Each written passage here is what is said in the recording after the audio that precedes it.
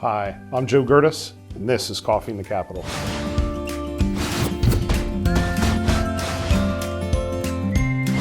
We're here in the Harrisburg State Capitol office of Senator Tim Kearney, Democratic Chair of the Local Government Committee and a member of the Transportation Committee, as well as a former local government official.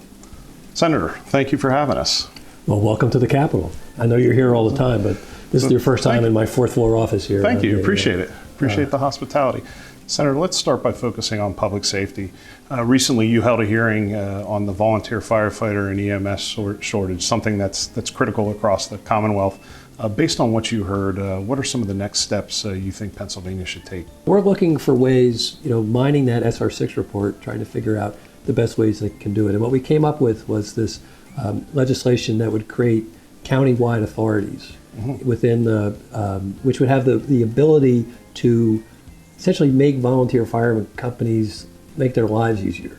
The authority becomes sort of an economy of scale where you could have professionals who could handle the HR and the business end of what a fire company needs to take care of, lift that off their shoulders, as well as help out in terms of fundraising and also become a central thing where the fire companies can really talk to each other. So we need to start to really look at those things, and rather than trying to come down with a hard-handed top-down approach, trying to consolidate, fire companies and everything else, we want to come up with something that would allow these independent fire companies to continue to exist and have their own sort of culture that they have, but actually function and work in the in the 2020s. Right. There's a lot of history in a lot of these older companies that have been around for literally 100 years. We have a long tradition in Pennsylvania, right? I mean, Benjamin Franklin, right, with the. No, we appreciate your leadership on it. We look forward to working with you on the language of the bill and seeing what we can work with together on that. Well, obviously the devil's going to be in the details on it, but people should rest assured that we're not trying to force things on people. What our bill really does is set up a framework which is actually volunteer for people to join or not join. Senator, switching gears a little bit on another topic, high-speed internet. We know the issues across the state with high-speed internet service. Some areas lack access at all, but every county lacks adequate speeds, and capacity is going to become an issue. Some of your thoughts on that? So one of the things I really have discovered as a senator is that reinforced my notion that one size doesn't fit all for anything in the Commonwealth. But if the Commonwealth itself wants to be a competitive state in our economy, we need to provide these kinds of rural broadband, so we can literally people can have access to the internet, because we use it for everything now. And it's and I think, quite frankly, the Commonwealth has really depended upon the Verizons and the Comcasts of the world to try to solve this problem, and it obviously hasn't been solved. We've been talking about this long before I got here, certainly. As a way to kind of do things. So I think we do need to kind of step in and try to figure out the best way to kind of make these things to make it happen, because we're not going to be competitive as a state if we don't have these opportunities. Sure.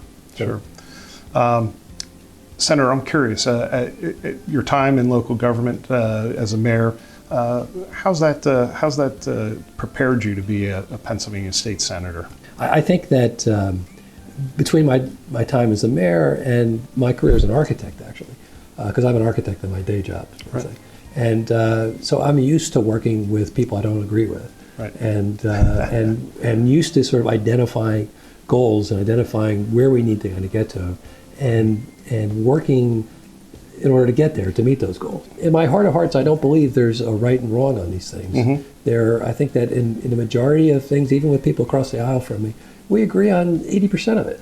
And it's finding where those things are, how we can sort of get these coalitions, how we can kind of make these things happen to do the work that we need to do in the Commonwealth. I'm glad you bring that up, because sometimes what's portrayed in the media is that government isn't working, and there's a lot of ways, and we know in our townships that it is, and appreciate you bringing that up. But even in the Senate, I would say 75% of our bills pass on a close to unanimous thing, because they're right. They're what we need to do to kind of make things work.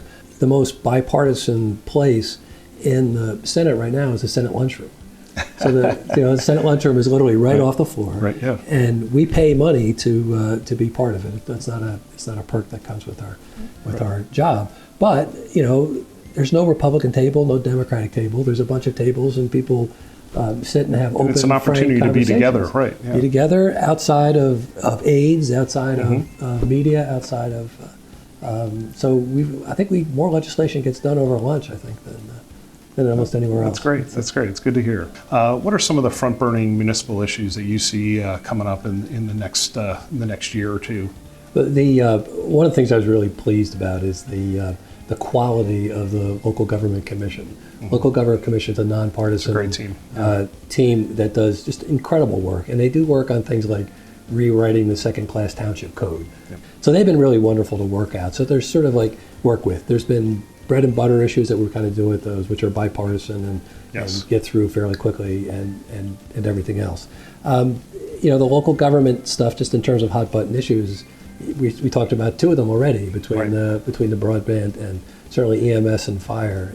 Finally, I want to remind everybody watching that they'll get a chance to hear more from you at our PSATS conference discussing transportation issues, and it'll be a great discussion. I just wanted to thank you for agreeing to do that, and we look forward to having you and hearing from you. Well, I appreciate the work that you guys do too, because we couldn't do our work here without the help we get from organizations like yours. Well, thank you. We've got a great team, and we look forward to working with you. That's all the time we have today. Thanks for being our guest. Okay. And remember, if you like what you're seeing, subscribe to PSAT's YouTube channel and follow our social media pages for more Township Video News content. Next Tuesday, look for Dave Talk. And as always, thanks for watching.